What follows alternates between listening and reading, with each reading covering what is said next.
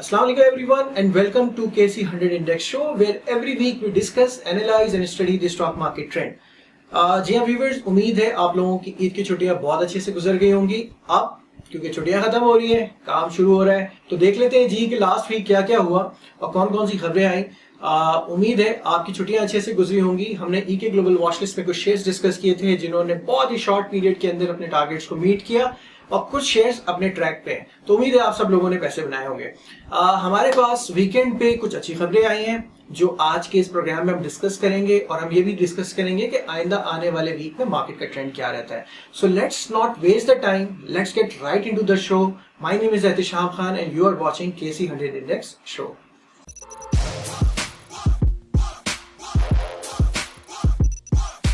Alright viewers, welcome back and let's get started। और हम सबसे पहले एज पर प्रोग्राम फॉर्मेट हम डिस्कस कर लेते हैं कि ईके ग्लोबल वॉच लिस्ट ने कैसा परफॉर्म किया। बट बिफोर दैट हमारे लास्ट वीडियो के कमेंट बॉक्स में कुछ लोगों ने कुछ क्वेश्चंस किए थे जो कि आज के इस वीडियो के अंदर हम जिनको आंसर करने वाले हैं। हमारे साथ ही रहिएगा।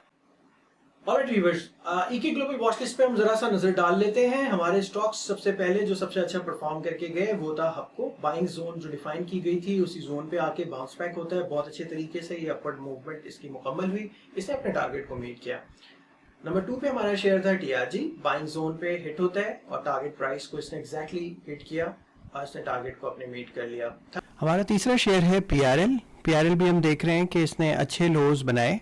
लास्ट वीक में तकरीबन 2190 का लो इसमें लगा और उसके बाद से हम देख रहे हैं कि अच्छी रिकवरी इसके अंदर हो रही है और ये अभी भी शेयर जो है ये ऑन ट्रैक है। तो ईज़िली हम एक्सपेक्ट कर सकते हैं कि ये शेयर किसी भी टाइम पे 2450 से 25 रुपीज़ के बीच में अपने हाई को टच कर सकता है। तो ये ऑन ट्रैक है, इस पे हमें नज़र रखने की ज़रूरत है। चौथा शेयर जो लास्ट वीक भी हमने डिस्कस किया था वो है पायनियर सीमेंट। पायनियर सीमेंट की परफॉर्मेंस अगर हम देख लें इस वीक में तो जो लो लगा है इसका 117 का है। हमारा स्टॉप लॉस लेवल जो है इसमें प्रोटेक्टेड है। उसके बाद एक शार्प स्पाइक एक रैली इसके अंदर नज़र आई और 126 तक का इसने हाई लगाया। लास्ट शेयर जो हमारा हमारा शेयर आईएसएल है जिसमें हमने देखा कि डिक्लाइनिंग ट्रेंड के साथ ही ये नीचे आया और नीचे आने के बाद हमने देखा कि ये एक लो लगा है इसका तकरीबन 76.25 का और उसके बाद इसमें एक शार्प रिकवरी आई है और इस रिकवरी के बाद ये शेयर 82.50 तक पहुंचा। हमारा जो इसमें टारगेट प्राइस है वो अभी भी इंटैक्ट है। ऑब्वियसली अगर एसएल हिट नहीं हुआ आपका तो आप इसमें पोजीशन अपनी कैरी कर सकते हैं with the expectation of 8850 to 89 rupees. So anyways, all in all, EK Global Watchlist had a very good week last week as well और उम्मीद है आप सब लोगों ने इसका फ़ायदा पूरा उठाया होगा और अच्छे तरीके से पैसे बनाए होंगे। हम इसके साथ ही चलते हैं अपने नेक्स्ट सेगमेंट की तरफ जो कि है मार्केट लास्ट वीक।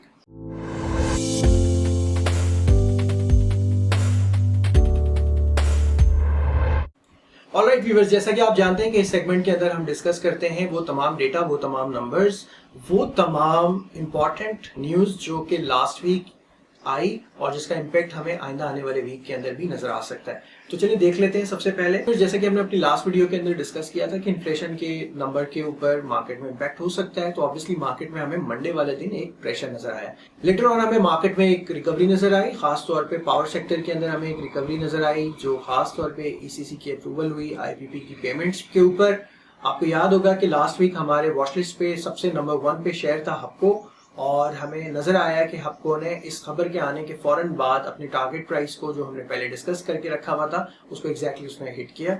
उम्मीद है आप सब लोगों ने इसके अंदर एक प्रॉफिटेबल ट्रेड्स बनाई होंगी। मार्केट में अगले 3 के 3 दिन हमें रिकवरी नजर आई। उसकी एक मेन वजह जो थी वो कॉर्पोरेट अर्निंग्स भी है जिसके ऊपर हमें 80% की ग्रोथ नजर आ रही है। Year on year EPS improvement almost 24% month और मंथ बेसिस के ऊपर सीमेंट के डिस्पैचेस नंबर्स के ऊपर इंप्रूवमेंट है। सिमिलरली 57% ओएमसी की सेल के ऊपर इंप्रूवमेंट हुई है जो कि ये बता रही है कि इकोनॉमिक एक्टिविटी हो रही है और इकोनॉमिक एक्टिविटी इंप्रूव हो गई है despite this pandemic and Covid cases. इसके अलावा एक और इम्पॉर्टेंट खबर थी, लास्ट वीक एनसीसीपीएल ने अपने नंबर्स डिस्क्लोज किए थे कि कितने यूआईएन है रजिस्टर्ड विद एनसीसीपीएल। तो आपको बड़ी हैरानगी होगी ये जान के कि सिर्फ 2,52,000 रजिस्टर्ड यूआईएन है पाकिस्तान के अंदर। तो ये था व्यूअर्स लास्ट वीक की मेजर इवेंट और जिसकी वजह से हमें मार्केट के अंदर इस तरह की इंप्रूवमेंट नजर आई। अब चलते हैं अपने प्रोग्राम के नेक्स्ट सेशन की तरफ, जो कि है मार्केट नेक्स्ट वीक।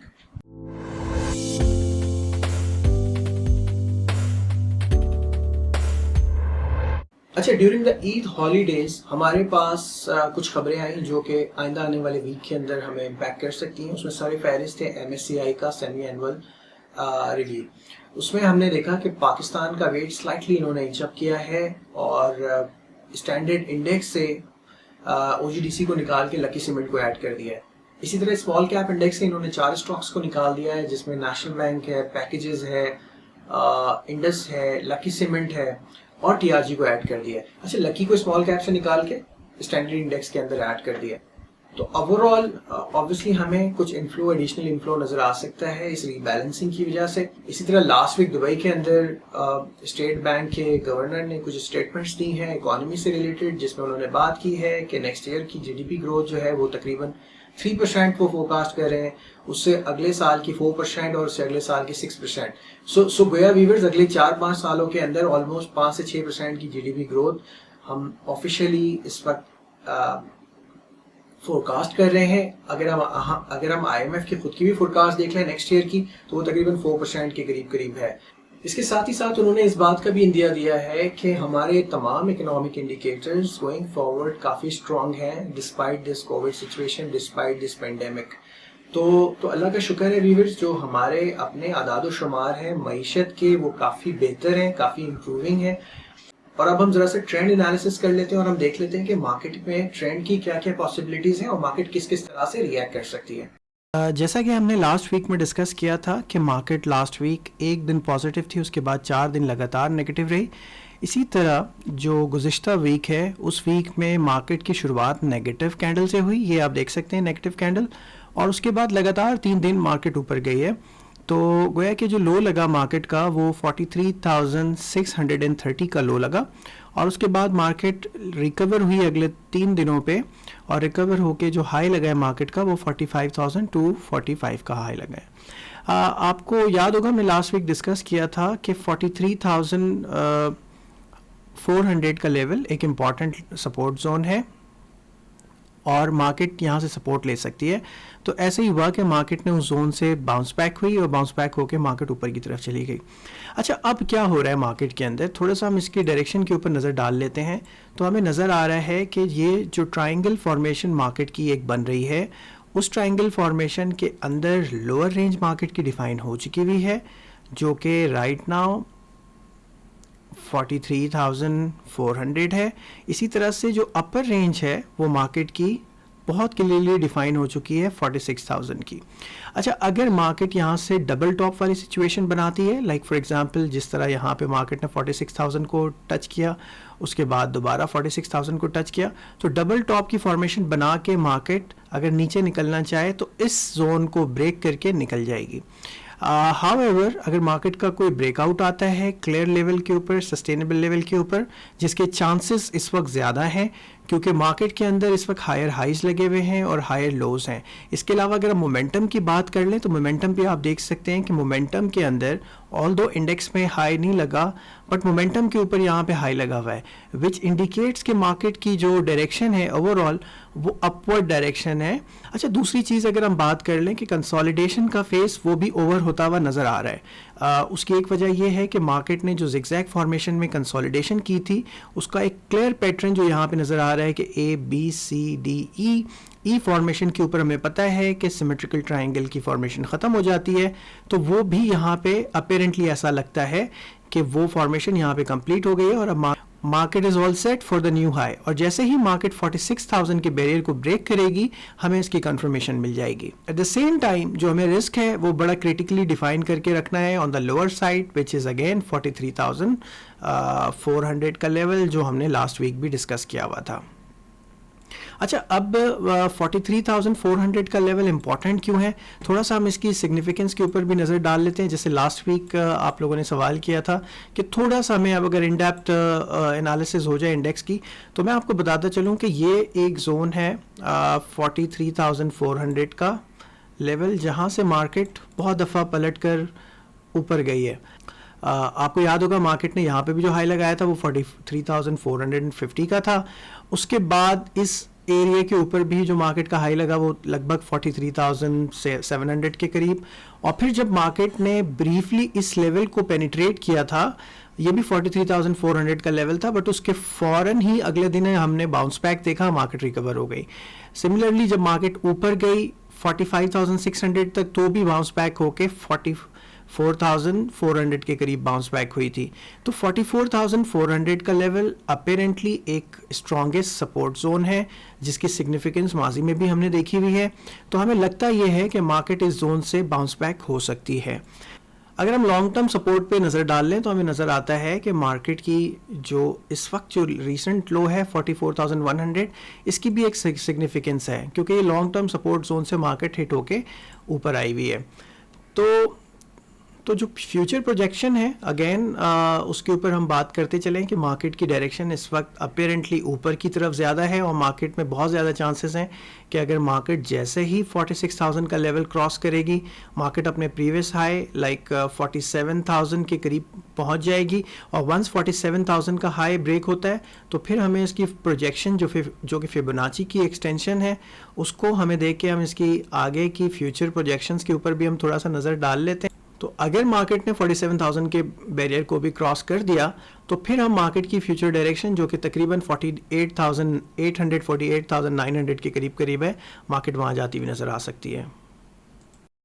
तो व्यूअर्स, ये है मार्केट की ट्रेंड एनालिसिस। ऑब्वियसली जो हमने सपोर्ट और रेजिस्टेंस लेवल को डिफाइन किया है, इसको जहन में रखते हुए हम काम कर सकते हैं, हम अपनी स्ट्रैटेजी, हम अपनी हिकमत अमली को बना सकते हैं आइंदा आने वाले वीक में काम करने के लिए। अब हम चलते हैं अपने नेक्स्ट सेगमेंट की तरफ, जो कि है ईके global watch list.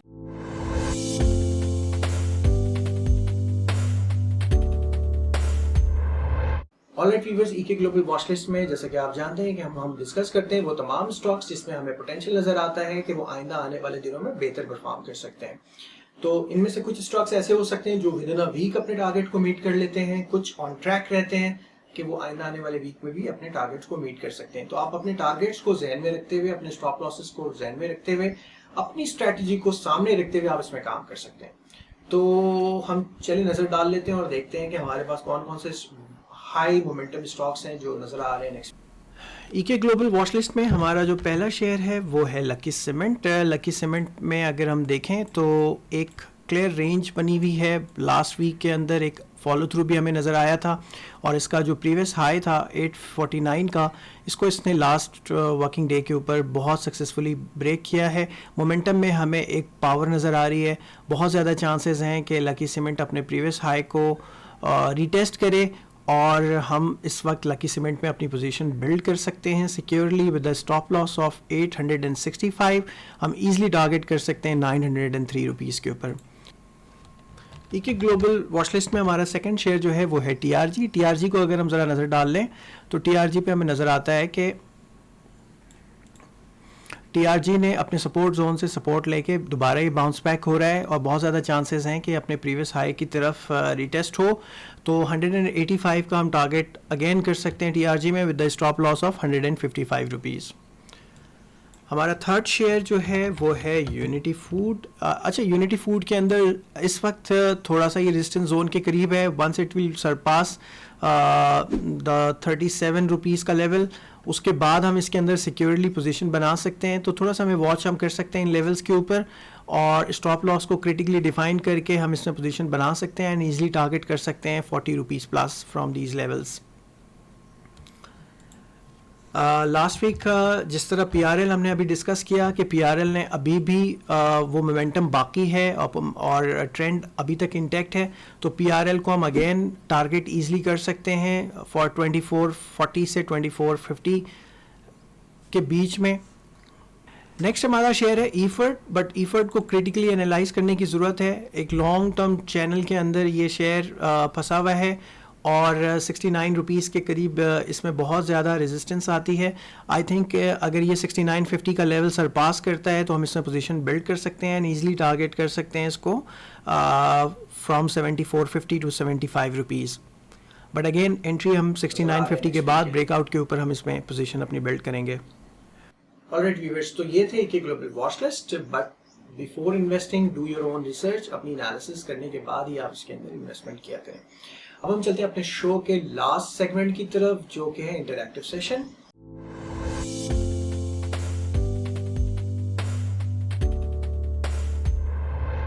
Alright viewers, हमारे लास्ट वीक के वीडियो के कमेंट सेक्शन के अंदर जो पहला सवाल आया था वो चौधरी नवाज साहब का आया था, जिन्होंने हमसे डिस्कस किया था कि जी स्टॉप लॉसेस क्या होते हैं ये बता दें, और हम क्यों टारगेट प्राइस को सेट करते हैं, और रिस्क मैनेजमेंट क्यों ज़रूरी है। तो but before answering his question, मैं आपको यहाँ अनाउंस करता चलूँ कि हम बहुत जल्द आपके लिए कंप्लीट स्टॉक मार्केट कोर्स लेके आ रहे हैं, जिसके अंदर तमाम basic to advance level stock market से रिलेटेड जो क्वेश्चंस हैं, जो सवालात हैं आप सबके जहन में, वो हम एक कोर्स की शक्ल में लेके आ रहे हैं, दी complete stock market course for you. और हाँ, मैं आपको ये भी बताता चलूँ कि ये कोर्स हम एब्सोल्युटली ईके ग्लोबल जो है वो फ्री लेके आ रही है, फ्री ऑफ कॉस्ट है, इसमें ₹1 भी किसी को खर्च करने की ज़रूरत नहीं है। All you need to do कि आप हमारा प्राइवेट ग्रुप ज्वाइन करें, और the purpose of creating this course is कि हम तमाम लोग जो मार्केट को रीड कर रहे हों, एनालाइज कर रहे हों, हम सब एक पेज के ऊपर आ जाएं। जब हम सब एक पेज पे हम आएंगे तो हम यहाँ से आगे हम चल सकते हैं। हम वो तमाम कॉन्सेप्ट जो डिस्कस करेंगे इस शो के अंदर, आप सब लोगों को बात समझ में आ रही होगी कि हम क्या बात कर रहे हैं और किस डायरेक्शन में हम जा रहे हैं। तो सबको एक पेज पे लाने के लिए इस कोर्स को ज़रूर आप गो थ्रू करें, और प्राइवेट ग्रुप का लिंक इस वीडियो के नीचे मैं डिस्क्रिप्शन में ऐड कर दूंगा, वो आप कर लीजिएगा। उसके अंदर कंप्लीट टेक्निकल एनालिसिस से रिलेटेड, फंडामेंटल एनालिसिस से रिलेटेड वो तमाम सवालात जो आपको चाहिए वो हम कोशिश करेंगे कि उस ग्रुप के अंदर, उस वीडियो सीरीज के अंदर हम ऐड करना शुरू कर दें, ताकि आपको अंदाजा हो। तो चलिए आंसर करते हैं चौधरी नमान साहब का जो क्वेश्चन है कि जी रिस्क स्टॉप लॉस लेवल क्या होता है। तो stop loss is the number जिससे ज्यादा आप लॉस नहीं लेना चाहते। लाइक फॉर एग्जाम्पल, आप कहते हैं कि जी मैं ₹15 से ज्यादा लॉस नहीं लेना चाहता, तो और आपके पास ₹100 हैं, तो आप अगर ₹85 उस शेयर का रेट हो जाए ₹100 से गिर के, तो इसका मतलब है कि आप उस शेयर से एग्जिट कर जाएंगे, अब आप उस शेयर से निकल जाएंगे। अच्छा, स्टॉप लॉसेस के कई एग्जाम हैं, मतलब ये एब्सोल्यूट आप स्टॉप लॉस भी रख सकते हैं, आप रिलेटिव स्टॉप लॉस भी रख सकते हैं। एब्सोल्यूट से मुराद ये है कि आप कह दें कि जी इतने रुपए से ज्यादा मुझे लॉस ना हो, या इतने परसेंटेज से ज्यादा मुझे लॉस ना हो, मेरी इन्वेस्टमेंट का 10% अगर गिर जाए तो मुझे मार्केट से एक्सिट करना है, तो ये आपका एब्सोल्यूट स्टॉप लॉस हो गया। दूसरी तरफ आप रिलेटिव स्टॉप लॉस की तरफ भी जा सकते हैं। लाइक फॉर एग्जांपल, आप अपने स्टॉप लॉसेस को लिंक कर सकते हैं किसी इंडिकेटर से, आप अपने स्टॉप लॉस को लिंक कर सकते हैं किसी और पैरामीटर से, टेक्निकल स्टॉप लॉस भी आप कर सकते हैं, फंडामेंटल स्टॉप लॉस भी कर सकते हैं। तो इट ऑल डिपेंड्स के, लाइक फॉर एग्जांपल मैं आपको बताऊं कि अगर एक शेयर है, अगर वो सपोर्ट लाइन ब्रेक कर रहा है, तो आप वहां पे अपना स्टॉप लॉस रख सकते हैं कि जी अगर ये इस सपोर्ट से नीचे चला जाए, मैं यहाँ पे एग्जिट कर जाऊं। इसी तरह से किसी खास RSI के, RSI के या मूविंग एवरेजेस के क्रॉस ओवर के ऊपर भी आप अपने स्टॉप लॉसेस को ऑनर कर सकते हैं। तो कई एग्जाम हो सकते हैं, इट ऑल डिपेंड्स कि आप किस में कंफर्टेबल हैं और आप अपनी वैल्यू का कितना % इरोड करने के काबिल हैं। क्योंकि स्टॉप लॉसेस के लिए ज़रूरी है कि आपकी अपनी रिस्क टॉलरेंस डिफाइन होनी चाहिए कि आप कितना रिस्क लेना चाहते हैं। अच्छा, आपका तीसरा सवाल था कि जी रिस्क मैनेजमेंट क्यों ज़रूरी है। रिस्क मैनेजमेंट इसलिए ज़रूरी है कि ऑब्वियसली जब हम इन्वेस्टमेंट कर रहे होते हैं तो हमारी अपनी एक बायसनेस होती है, और उस बायसनेस की वजह से हम उस स्टॉक के अंदर, चाहे वो स्टॉक हमारे अगेंस्ट भी जा रहा हो, हमारी पोजीशन हमारे अगेंस्ट भी जा रही हो, हम खड़े रह जाते हैं। इसलिए रिस्क मैनेजमेंट की ज़रूरत बहुत ज़्यादा है। ख़ास तौर पे मतलब मैं यहाँ पे ये कहना चाहूँगा कि जी हम सबसे ज़्यादा अपने एनिमी हम खुद हैं, ठीक है। ऑब्वियसली अगर आप अपनी वैल्यू को ऑनर नहीं करेंगे, यहाँ पे इस बात को समझने की ज़रूरत है कि कोई भी परफेक्ट नहीं है मार्केट के अंदर, सबकी एनालिसिस गलत हो सकती है। 100% हर वक्त हर बंदे की एनालिसिस ठीक नहीं होती, और जब वो एनालिसिस ठीक ना हो तो उस वक्त आपकी रिस्क मैनेजमेंट काम आती है, आपकी मनी मैनेजमेंट स्किल काम आती है, जो आपको उस वक्त पोजीशन को लिक्विडेट करके, डाइवेस्ट करके एग्जिट करने में मदद कर रही होती है। I hope I answer your question, so let's move to the next question. हमारी लास्ट वीक की वीडियो पे एक और सवाल जो आया था वो आया था KP इंफोटेनमेंट की तरफ से, जो पूछ रहे हैं कि बाइको, BOP और हम नेटवर्क का को ज़रा सा डिस्कस कर लें। तो चलें जी, नज़र डाल लेते हैं इनके चार्ट्स के ऊपर और देखते हैं कि इनके टेक्निकल ट्रेंड्स क्या कह रहे हैं।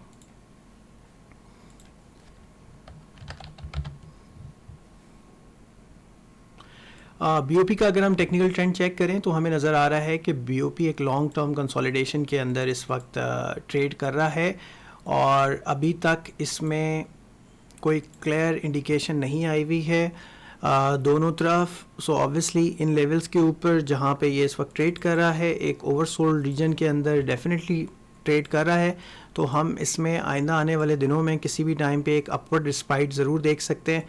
बट याद रखें कि फॉर द टाइम बिंग इसमें कोई बहुत ज़्यादा बुलिश स्टांस रखने की ज़रूरत नहीं है। Any opportunity around 8.50 to 8.60 would be level to sell. तो 8.50 से 8.60 के बीच में हम टारगेट करके इसको सेल कर सकते हैं।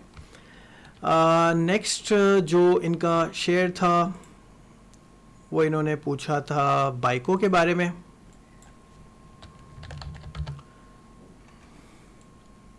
बाइको अगेन कंसोलिडेशन के अंदर ट्रेड कर रहा है। एसएच इसमें कोई मेजर डायरेक्शन नहीं है, कंसोलिडेशन है, लॉन्ग टर्म कंसोलिडेशन जो 11 सितंबर से हम इसके अंदर देख रहे हैं।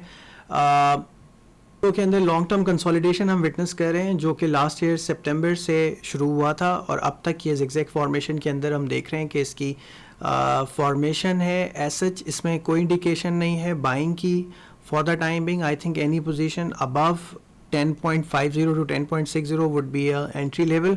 Before that, I think I would recommend to hold this share. इन्होंने थर्ड शेयर जो बताया वो है Hum network, and Hum network again एक कंसोलिडेशन के अंदर फंसा हुआ है काफ़ी दिन से।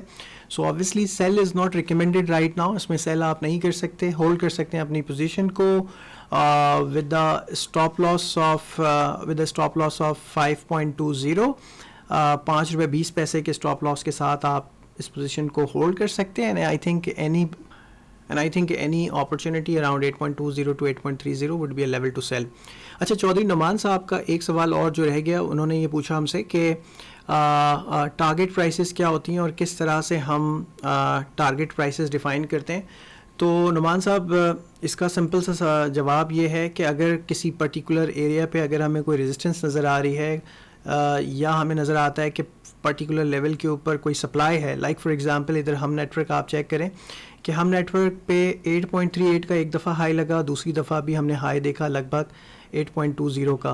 गोया कि ये जो टारगेट जोन हम डिफ़ाइन कर रहे हैं 8.20 से 8.38, ये वो लेवल है जहाँ पे हमेशा सेलर कंफर्टेबल होता है सेल करने के लिए।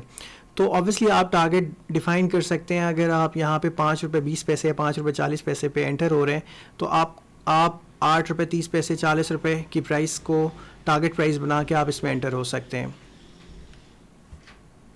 ऑलराइट व्यूअर्स, तो ये था हमारा आज का KC हंड्रेड इंडेक्स शो। उम्मीद है आपको ये वीडियो पसंद आई होगी। अगर ये वीडियो पसंद आई है तो इसको लाइक करना ना भूलें और हमारे चैनल को सब्सक्राइब करें अगर अभी तक आपने इसको सब्सक्राइब नहीं किया। मिलते हैं बहुत जल्द आपसे एक नई वीडियो में। टिल देन टेक केयर, अल्लाह हाफिज।